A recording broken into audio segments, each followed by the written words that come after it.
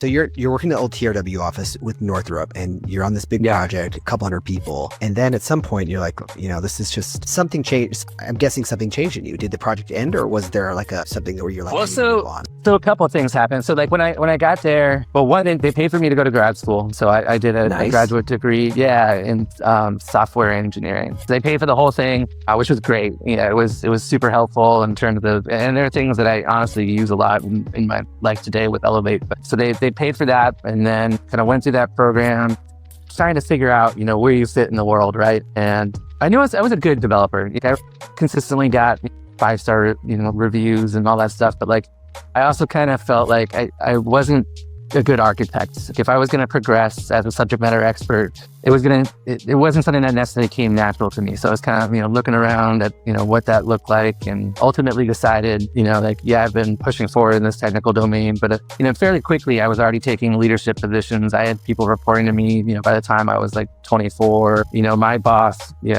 went through some stuff and needed to take some time away. And, I was put into like the head of this 35 plus team for what ended up being like close to a year, maybe a little less. But so it was kind of, and I was 25, so it was like it was a wild experience, but I liked it to a large extent. And so that kind of made me start thinking about, okay, how do I transition into something different? And I also, I love my time at Northrop, but it was very siloed, right?